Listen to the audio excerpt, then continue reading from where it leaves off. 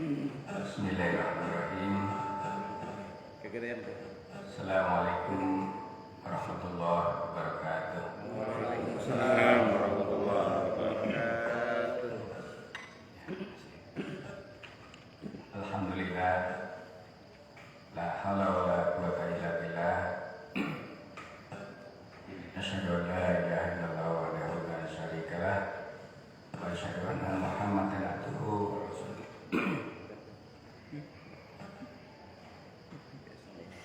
Asyhadu an la ilaha illallah wahdahu la syarika lah wa asyhadu anna Muhammadan abduhu wa rasuluh. Raditu billahi rabba wa bil Islam dina wa bi Muhammadin nabiyya wa rasula. Amma ba'du.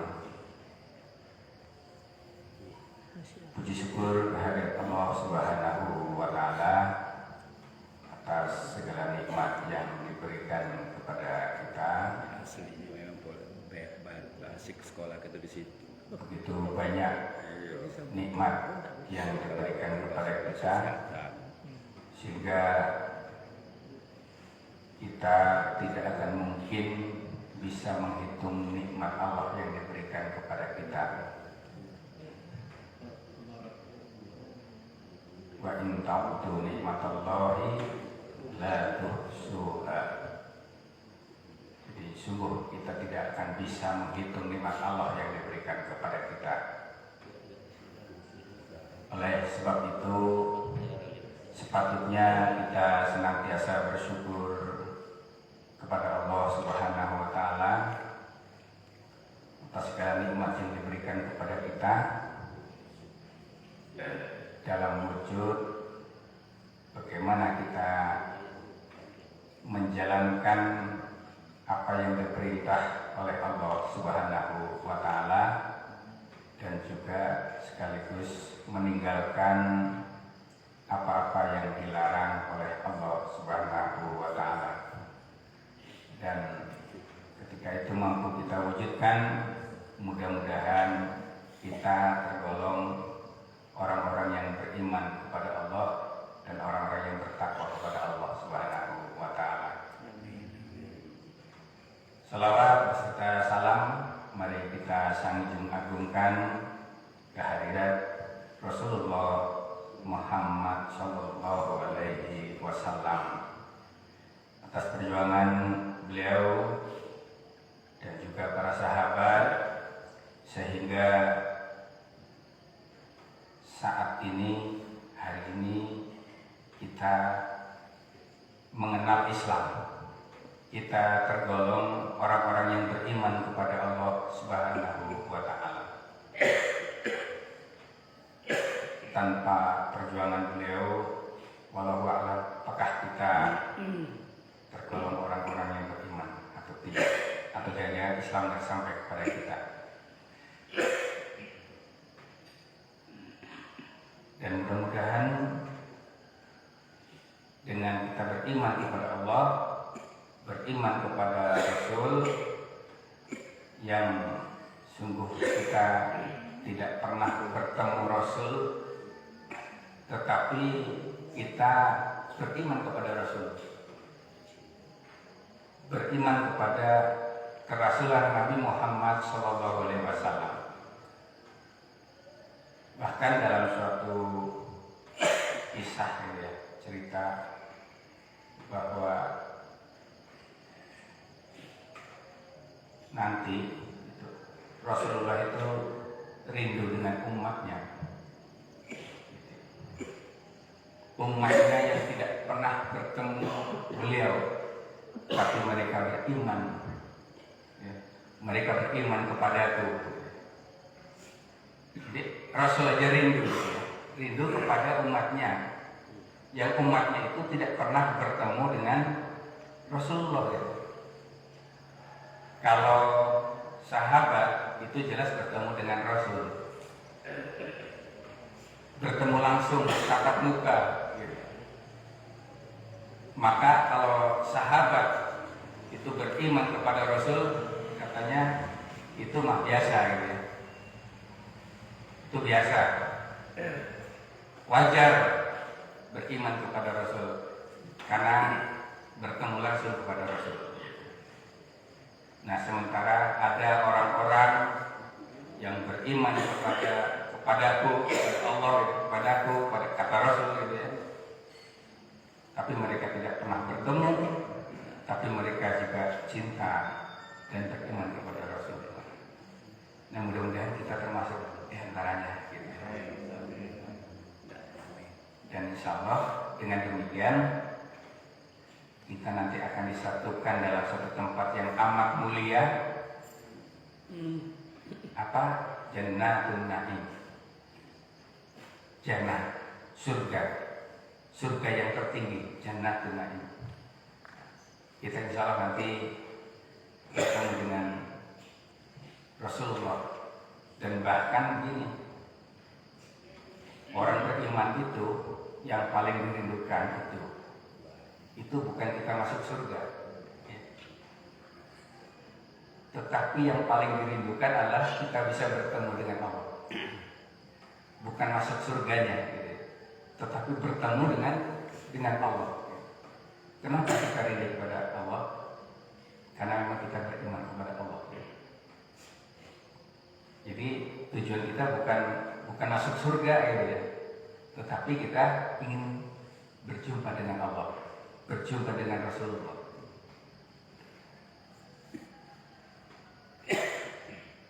Karena tidak semua orang beriman nanti juga bisa bertemu dengan Allah. Ya, tidak semua.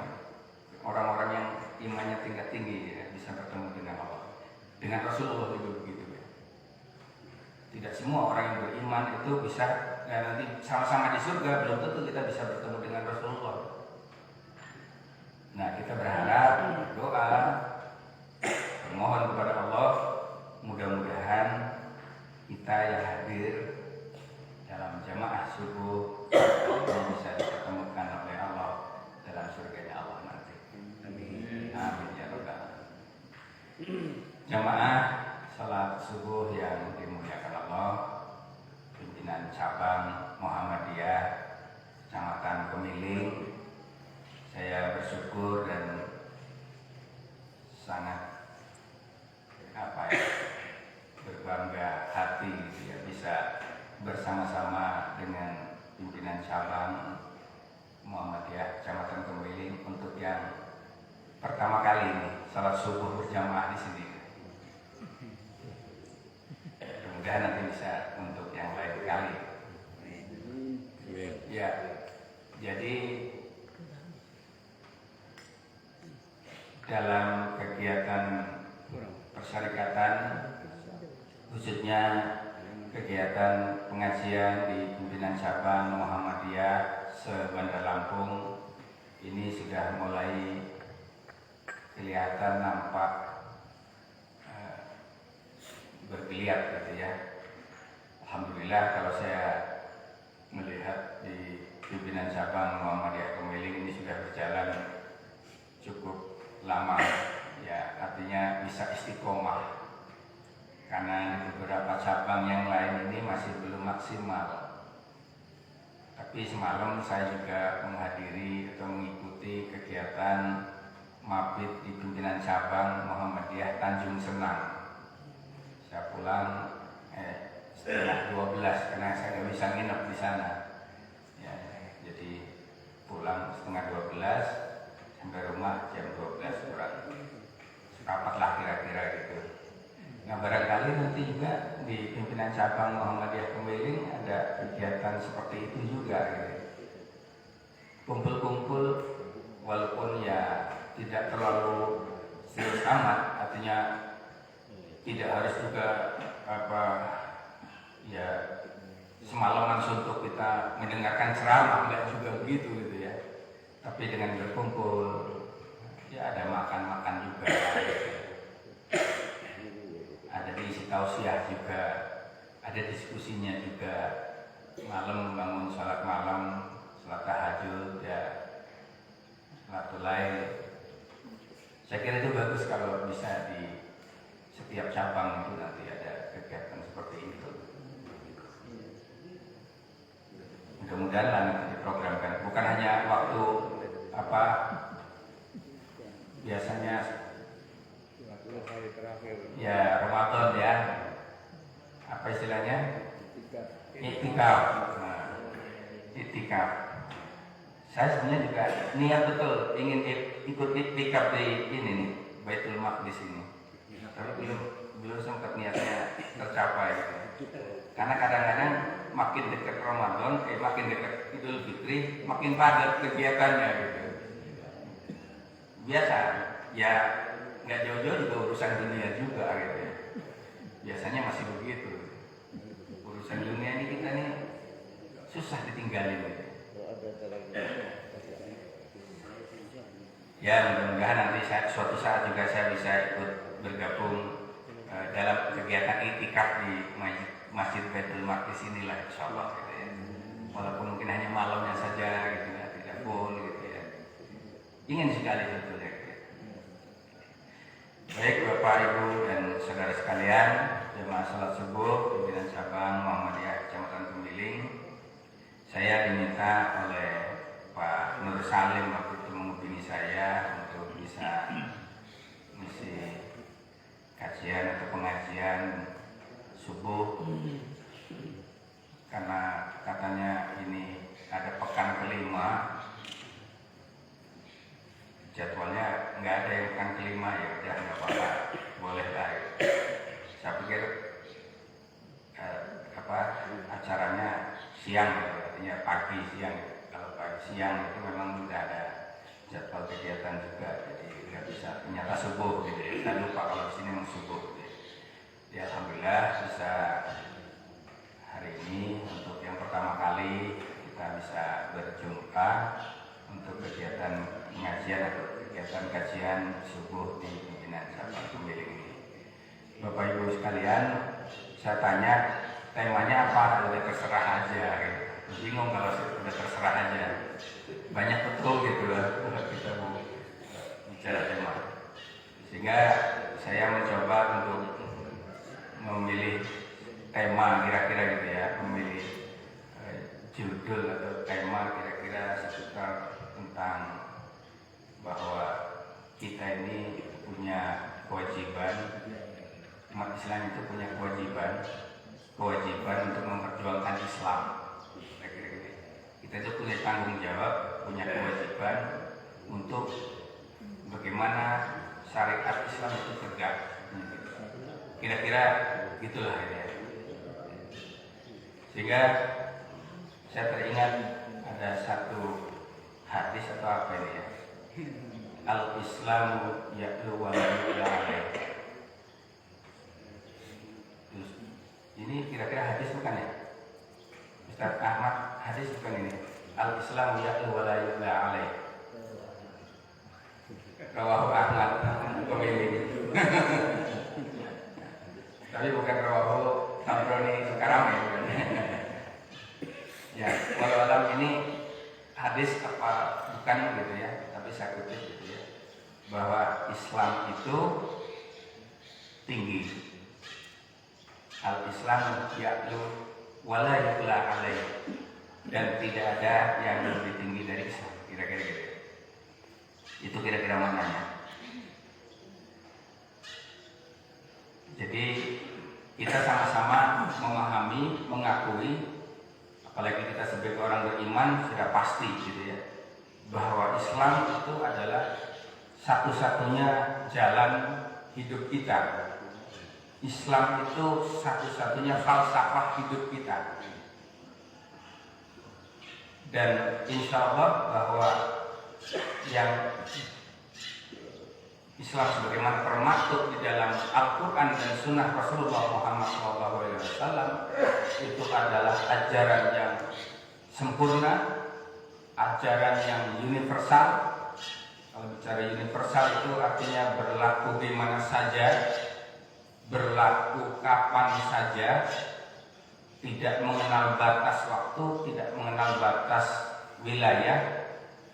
Islam itu ya universal, tidak memandang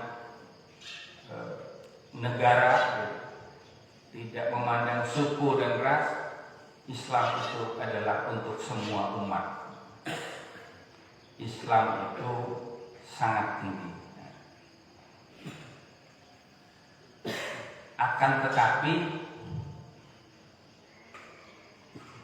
Islam yang sangat tinggi, sangat mulia gitu.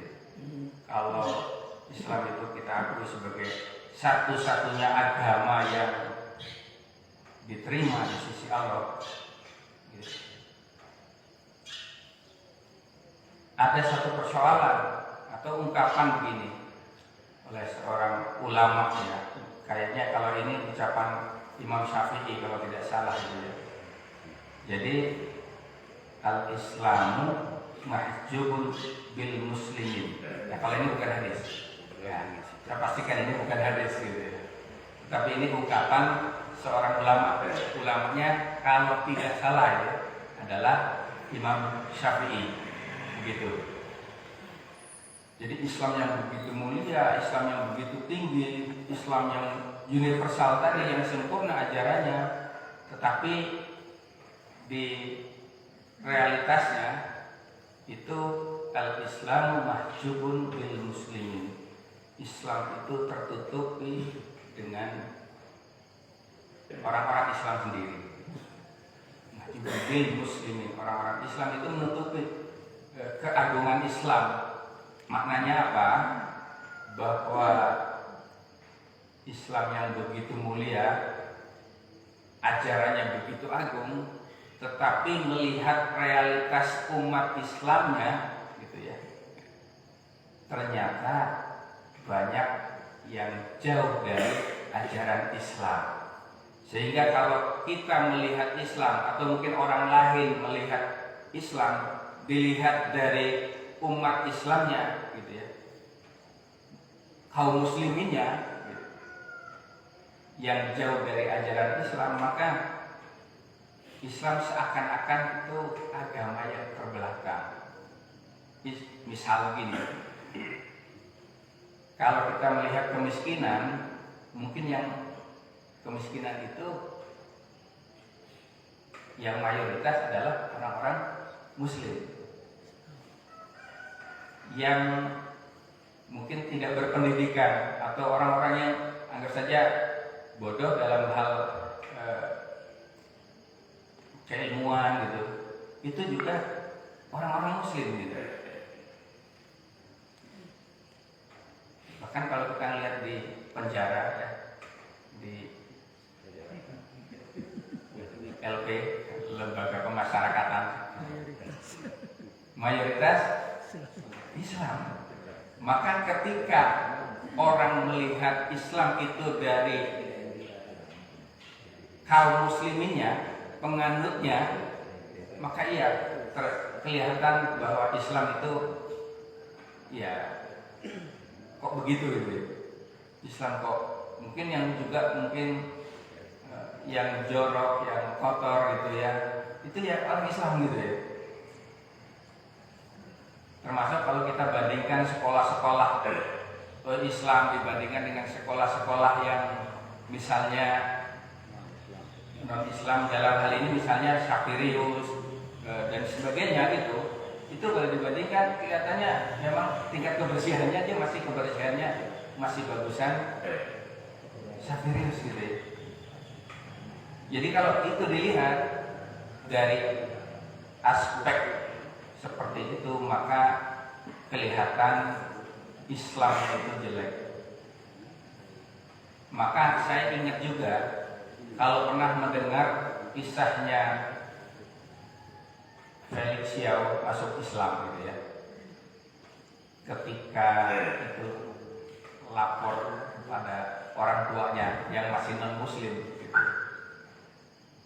Jadi ini cerita Felix Xiao ya. Ini yang pernah dengar.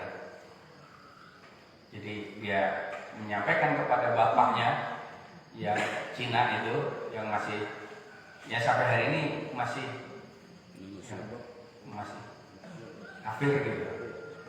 Beliau Felix Xiao dia ngomong masih kafir gitu, bukan non Muslim nyebutnya Pak. Gak ragu-ragu ya.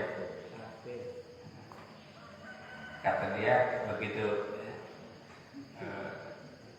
dia menyampaikan saya ini masuk Islam gitu. Apa kata bapaknya? Nggak salah loh ini gitu ya.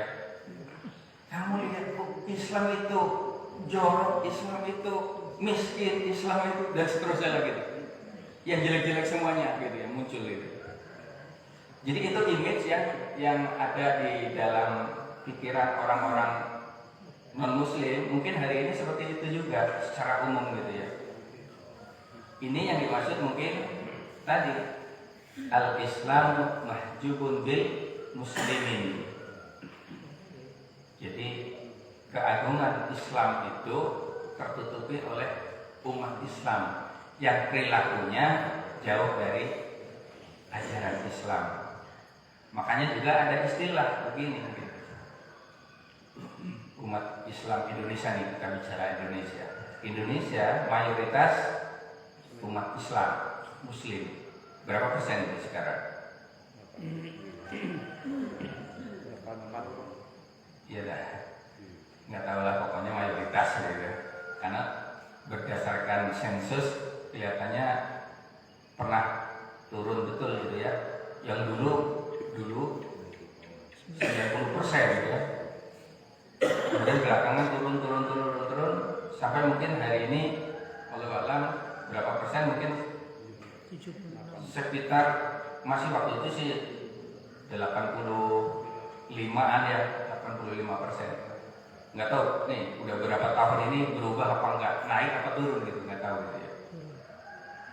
Masih turun juga Pak ya? Turun. Masih turun juga. Nah di bawah 80, Masya Allah. Nah itu kan menyedihkan juga gitu ya. Nah ini saya kira juga patut kita menjadi renungan kita gitu ya, menjadi renungan kita. Kenapa umat Islam itu semakin turun persentasenya? Belum lagi kalau kita bicara tentang pengamalan terhadap ajaran agama itu. Sehingga tadi saya bilang ada istilahnya begini, Indonesia yang mayoritas umat Islam, yang mayoritas Muslim, tapi jauh dari ajaran Islam, gitu ya. Muslim tapi tidak Islami, kira-kira gitu ya. Memang banyak mayoritas Muslim, tapi tidak Islami. Artinya tidak Islami itu tidak menjalankan ajaran Islam. Dia orang Muslim tapi tidak sholat, atau kalau sholat juga mungkin sholatnya tidak khusyuk, sholatnya tidak mampu mencegah perbuatan keji dan mungkar, atau dia sholat tetapi masih berbuat mungkar, masih ada yang makan riba misalnya gitu ya. Banyak jangan-jangan gitu ya. Dia sholat atau dia mengeluarkan zakat tetapi juga masih mencuri, korup gitu ya. Bahkan korupnya jamaah gitu ya. Sekarang ini kan gitu ya, korupsinya jamaah, dilegalkan korupnya lagi gitu ya. Itu banyak. Dan itu kasus-kasus itu terjadi pada umat Islam gitu. Nah ini sehingga kita katakan bahwa penduduk kita mayoritas Muslim tetapi belum Islami. Nah barangkali saya ingin mengajak kepada diri saya dan kita semua, bagaimana kondisi ini menjadi perhatian kita, sehingga kita punya tanggung jawab besar sesungguhnya sebagai umat Islam, apalagi sebagai aktivis dakwah, aktivis di Persyarikatan Muhammadiyah. Jangan ada sampai di antara kita yang tidak peduli dengan kondisi seperti ini, tidak punya pikiran bagaimana supaya Islam itu betul-betul bisa terwujud di dalam kehidupan kita sehari-hari. Bukan hanya di level teori, bukan hanya di level pemikiran saja, tetapi kita wujudkan dalam kehidupan sehari-hari. Dari persoalan yang kecil sampai persoalan yang besar. Ketika kita mau bicara tentang bagaimana mewujudkan Islam dalam kehidupan kita sehari-hari, ya hal-hal kecil juga nggak boleh diremehkan. Dari persoalan minum, makan, gitu ya. Kadang-kadang kan diantara kita aja masih ada yang minumnya pakai tangan kiri gitu ya. Ini contoh aja, saya minum nggak pakai tangan kiri, minum pakai tangan kanan, gitu ya. Ya, sambil minum Pak ya, nggak apa-apa, santai aja. Saya sambil minum, sekaligus ngasih contoh. Gitu. Minum, ya dengan tangan kanan. Nah, hangat ini Pak, jadi lumayan ya, menghangatkan kita.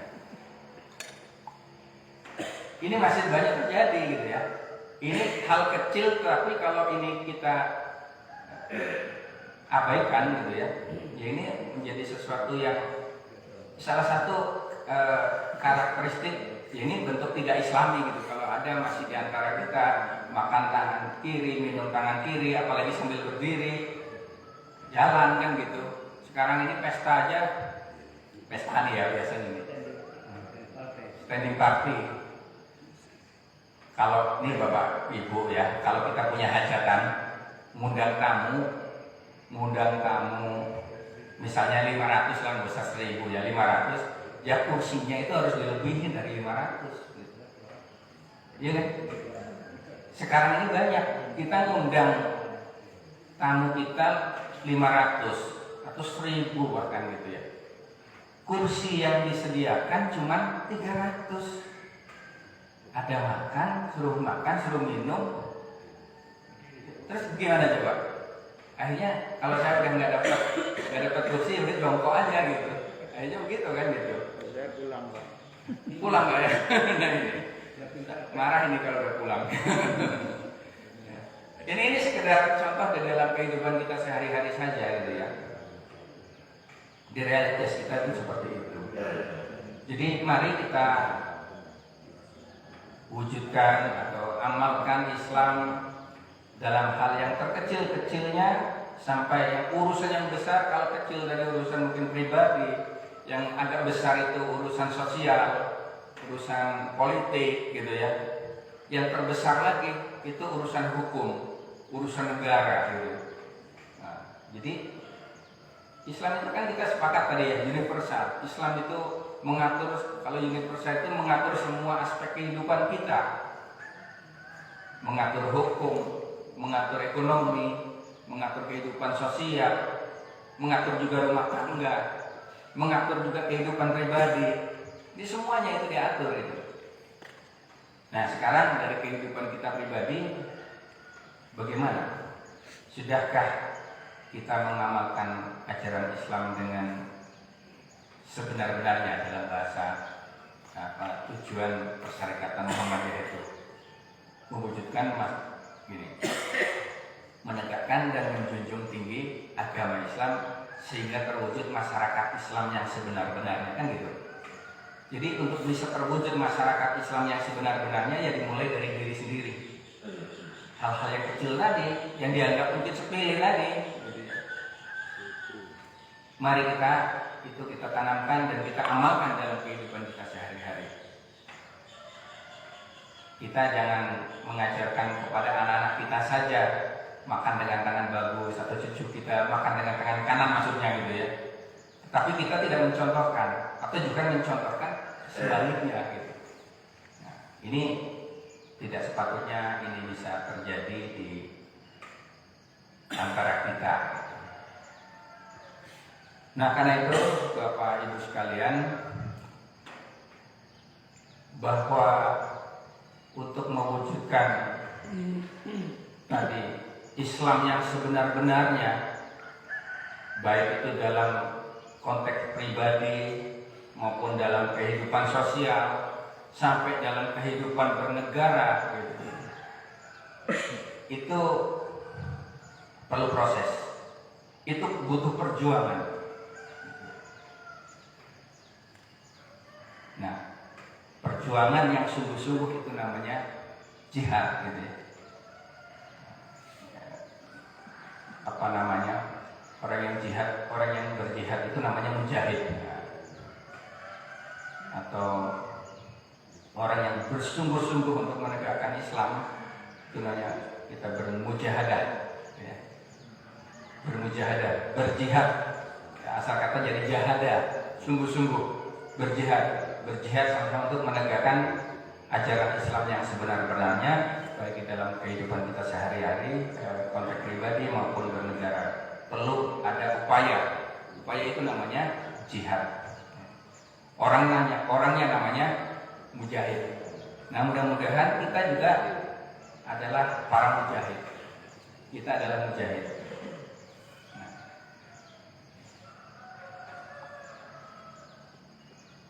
Tapi apakah benar kita ini betul-betul sudah menjadi seorang mujahid gitu ya?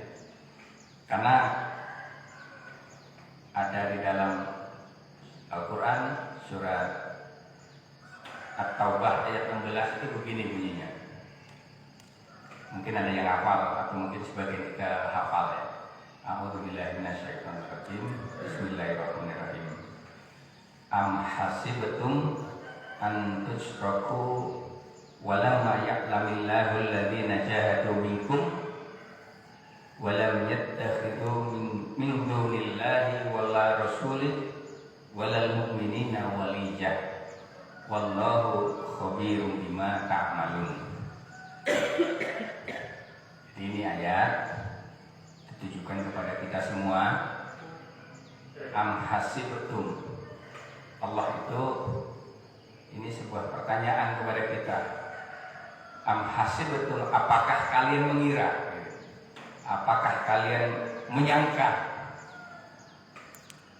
antusraku, bahwa kamu dibiarkan begitu saja, kalian itu dibiarkan mengatakan saya beriman kepada Allah gitu. Apakah kamu mengira bahwa kamu sudah beriman kepada Allah?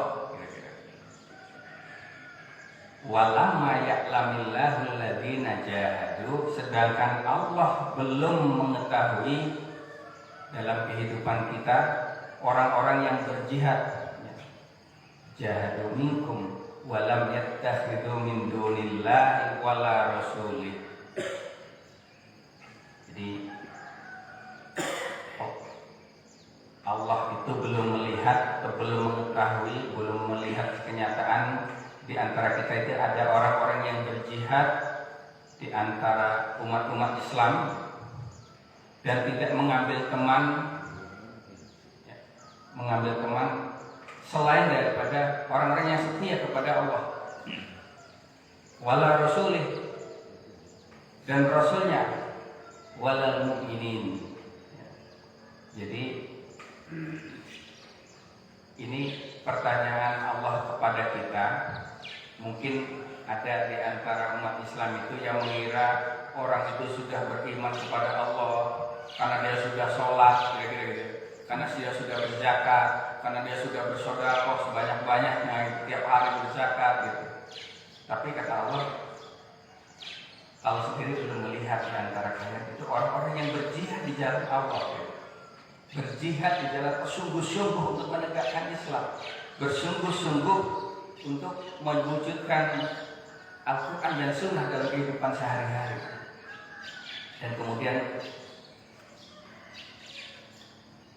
mereka itu menjadikan teman orang-orang yang setia kepada Allah dan Rasulnya dan orang-orang yang beriman. Jadi ketika kita belum menjadikan Allah dan Rasulnya, orang-orang yang cinta kepada Allah, kemudian cinta kepada Rasul dan orang-orang yang beriman, itu sebagai teman kita, sebagai sahabat kita, maka jangan kamu mengatakan diri kamu sudah beriman kepada Allah. Nah, ini pertanyaan buat kita sebetulnya. Isinya kalau jangan mengira itu berarti begini. Yang bahasa yang bisa kita tangkap, kita kan sudah mengaku beriman nih, mengaku berislam gitu ya, seolah-olah kita ini sudah benar gitu ya, seolah-olah kita ini sudah sempurna gitu. Jadi jangan kita menganggap kita ini sudah sempurna, sudah Islam, sudah lurus, sudah dijamin masuk surga apalagi gitu ya. Padahal kata Allah tadi, Allah itu sudah melihat kalian itu benar-benar berjihad di jalan Allah. Nah, karena itu dengan ayat ini barangkali ini menjadi sebuah renungan buat saya dan kita semua, mudah-mudahan gitu ya, bahwa tidak cukup kita mengatakan kita sudah beriman, apalagi kalau kita baca surat Al-Baqarah ayat 8 ya. Apa bunyinya? Al-Baqarah ayat 8, wa minan nasi may yaqulu amanna. Jadi sebagian orang manusia itu mengatakan kami beriman kepada Allah wal yaumil akhir dan kepada hari akhir gitu ya. Walahum bimu'minin, padahal itu kata Allah kalian itu bukan orang-orang yang beriman. Jangan sampai kita tergolong orang ini maksudnya. Kalau dia lanjutkan ini berbicara ayat-ayat karakteristik orang-orang munafik di situ. Ya, orang munafik itu berarti adalah orang-orang yang mengaku beriman. Kalau hari ini mungkin KTP-nya Islam, gitu ya. Dia nggak mau dibilang orang kafir gitu ya. Pasti dia ngaku orang beriman, ngaku Muslim, KTP-nya Muslim, tetapi tidak menjalankan perintah Allah. Itu sederhana seperti itu. Nah, ini terkait dengan ayat ini tadi juga begitu. Tapi ayat ini tentu menjadi sebuah pemantik bagi kita gitu, supaya kita tergerak hati kita bagaimana kita jadikan kehidupan kita, apalagi di Muhammadiyah ini sebagai jalan perjuangan kita, sebagai jalan jihad kita untuk mewujudkan tadi, menegakkan dan menjunjung tinggi agama Islam sehingga terwujud masyarakat Islam yang sebenar-benarnya. Jadi mungkin apa yang sudah kita lakukan selama ini, ya mungkin kita sebagai, ya saya lah mencontohkan diri saya gitu ya, sebagai pimpinan daerah Muhammadiyah, sudah banyak yang kita lakukan, misalnya menganggap bahwa itu sudah beriman, itu sudah cukup gitu. Belum cukup ya. Mungkin sebanyak apapun yang kita lakukan sesungguhnya itu tidak cukup untuk memasukkan kita ke surga dari Allah sebenarnya. Ya, jangan merasa apa yang sudah kita lakukan itu sebagai apa yang cukup gitu, bekal kita masuk surga. Enggak, kata Rasul aja gitu ya, kalian masuk surga itu bukan karena amal kalian, ya kan? Ada nggak kira-kira yang kira-kira di antara kita nih dengan amalnya masuk surga? Yo, yakin nggak dengan amalnya kita, dengan amal yang kita lakukan ini akan memasukkan kita ke dalam surga Allah? Kalau Allah itu bukan karena rahmat gitu ya, bukan karena kita masuk surga Allah itu bukan karena amal kita, nggak cukup amal kita, apalagi kalau kita bandingkan dengan dosa-dosa kita, belum cukup. Jangan merasa hebat kita, ya, jangan merasa kita belum berani mati sekarang. belum berani, tapi belum berani mati sekarang bukan berarti takut mati, Pak ya. Jadi jangan merasa kita ini sudah cukup ya, belum cukup. Amal kita ini masih jauh dibanding mungkin dosa-dosa kita. Apalagi yang kita lakukan belum tentu itu juga diterima gitu ya.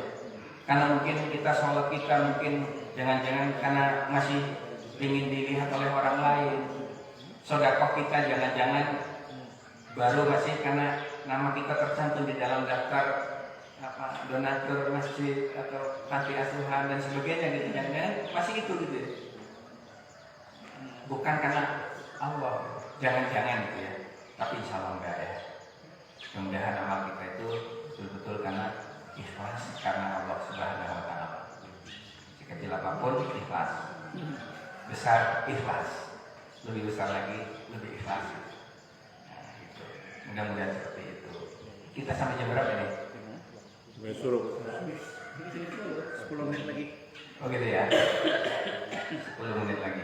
Nah, karena itu saya mengajak juga sekali lagi pada diri saya, terutama keluarga juga, pada kita semua, bahwa mari kita berjihad di jalan Allah dengan sungguh-sungguh memaksimalkan apa yang kita miliki, apa yang Allah beri nikmat kepada kita untuk berjuang di jalan Allah, untuk berjihad di jalan Allah. Saya ingin juga membacakan satu ayat. Ada 2 ayat lagi nih ya, 2 ayat lagi sebagai penutup barangkali. Mungkin ada yang hafal ya. Dalam surat At-Taubah juga ayat 111 ya. Innallaha ashtara minal mu'minina wal mu'minina. Innallaha ashtara minal mu'minina anfusahum wa amwalahum bi anna lahumul jannah. Sesungguhnya Allah telah membeli. Innallaha ashtara itu jual beli ya, bertransaksi. Allah itu bertransaksi kepada kita, menjual. Allah membeli. Jadi Allah sudah membeli minal mu'minina anfusahum, orang-orang yang beriman itu anfusahum wa amwalahum, jiwa dan hartanya, bi anna lahumul jannah. Jadi Allah itu sudah membeli kita itu jiwa dan raga kita, harta kita ya. Jiwa itu anfus ya, anfus itu beda dengan roh ya. Anfus itu gimana ya memahaminya, menjelaskannya. Jiwa itu berarti yang membuat kita hidup gitu ya. Jiwa itu nanti yang disiksa atau mendapatkan nikmat itu jiwa ya. Jiwa kita nanti di akhirat nanti. Kalau roh, kalau kita sekarang ini kan cenderung mengatakan ada tadi bukan roh kan, ketika maka kemudian kita hidup gitu ya. Hidup. Jadi yang bikin hidup kita ini jiwa apa roh itu? Hah? Jiwa apa roh? Yang dicabut nyawanya. Nyawa itu apa? Roh. Nyawa roh. Hah? Roh apa jiwa? Coba. Apa? Setiap yang bernyawa akan mati. Apa ayatnya itu? Kullu nafsin. Nafsin itu roh apa? Nafs itu jiwa ya. Sama dengan tadi. Nafs itu anfus ya, jiwa jadi. Yang dicabut itu adalah anfusnya gitu ya. Nafsnya, bukan ruhnya. Ruh itu kekal. Gitu ya. Ruh itu kekal karena itu roh itu kan apa ya, dari salah bagian dari zat Allah gitu ya. Kekal ya roh itu. Hanya dipisahkan antara roh dengan jasad. Nah itu yang kemudian membuat orang meninggal. Tapi yang meninggalnya apa, yang dicabutnya itu anfusnya gitu ya. Yang disiksa punya anfusnya. Yang istilahnya dihisap ya, dihisap itu anfusnya gitu. Ya walau alam ya, nanti dikaji lagi lah gitu. Tapi kullu nafsin dha'iqatul maut.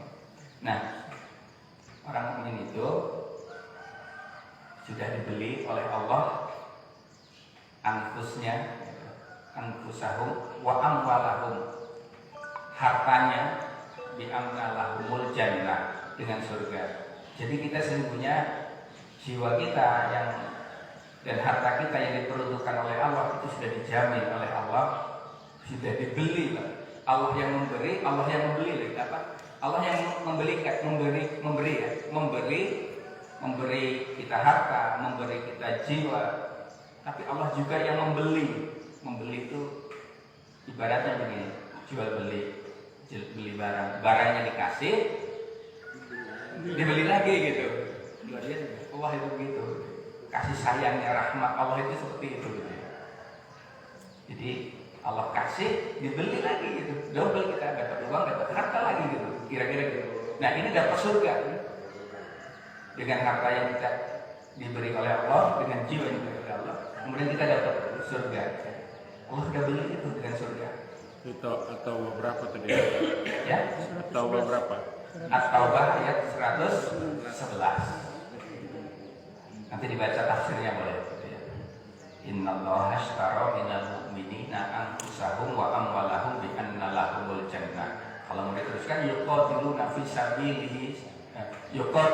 fi sabilillahi fayaqtuluna wa yuqtalun. Nah, itu boleh saya sambung dikit ya. Kalau tadi bicara anfus wa amwalahum, yaitu yuqatiluna fi sabilillah, yaitu orang-orang yang berjuang berperang di jalan Allah. Fisabilillah ya, maka fayaqtulu mereka kemudian terbunuh mati, wayaqtalun atau mereka yang membunuh gitu. Jadi konsekuensinya orang yang berjihad di jalan Allah itu yang dijamin oleh Allah dan dibeli oleh Allah dengan surga itu adalah orang-orang yang berjuang di jalan Allah, yang konsekuensinya kalau dia tidak terbunuh ya, fayaqtulun wa yuqtalun gitu. Atau dia yang membunuh. Nah, kira-kira gitu. Tapi ini dalam kondisi perang, jangan sekarang gitu ya. Jangan sekarang kita berlakukan seperti ayat ini saklek gitu ya. Tapi artinya ini mungkin bisa dipahami secara umum bahwasannya ya kalau hari ini kita diam saja nih dengan kondisi umat Islam tadi yang kita gambarkan seperti tadi, kita gambarkan diam saja, kita tidak berbuat apa-apa, maka ya kita yang akan terbunuh, kita akan tergilas, Islam yang akan hilang nanti. Karena Allah itu tidak menjamin Islam itu akan kekal, akan langgeng, akan tetap ada di Indonesia, di lingkungan kita. Walaupun Allah menjamin Islam itu tidak akan, Al-Quran itu tidak akan hilang di alam dunia ini gitu ya. Tetapi Allah tidak menjamin kalau Islam itu tetap ada di pemilik. Ya, nggak ada jaminan ya. Tidak ada jaminan Islam itu akan tetap ada di Bandar Lampung. Tidak ada jaminan, Allah tidak menjamin Islam itu akan abadi di Indonesia. Karena itu butuh perjuangan. In tansurullaha yansurkum wa yusabbit aqdamakum. Gitu ya. Kita menolong Allah, baru Allah akan menolong kita. Ayat yang terakhir yang saya ingin sampaikan kepada kita untuk renungan buat kita dalam surat An-Nisa ayat 95. La yastawi qa'iduna minal mu'minina ghairu ulil darra wal mujahiduna fi sabilillahi bi amwalihim wa anfusihim. Jadi la yastawi qa'iduna apa artinya? Tidaklah sama orang-orang yang qa'iduna, orang-orang yang duduk-duduk saja, minal mu'minina, dari orang-orang yang beriman itu, orang beriman yang duduk-duduk saja itu tidaklah sama gitu dengan orang-orang yang berjihad, dengan orang-orang yang berjihad fi sabilillah bi amwalihim wa anfusihim. Jadi jangan kita menganggap kita duduk-duduk. Ini begini, ayat ini kalau kita baca di Asbabul Wurudnya dulu di zaman Rasulullah itu ada sahabat-sahabat itu yang merasa sudah berjuang karena dia memberi makan orang-orang yang naik haji gitu ya.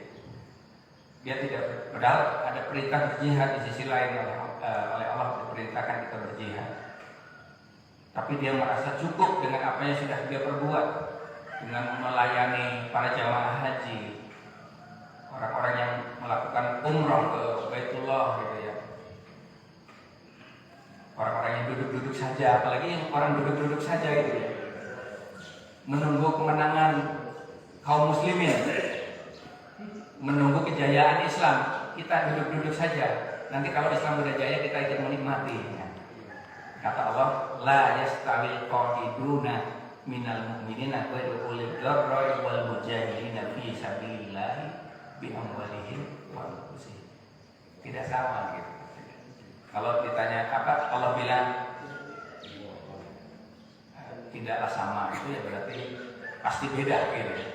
Orang-orang yang hanya duduk-duduk saja, kemudian nanti ketika Islam menang, dia ikut menikmati gitu. Ketika berhasil,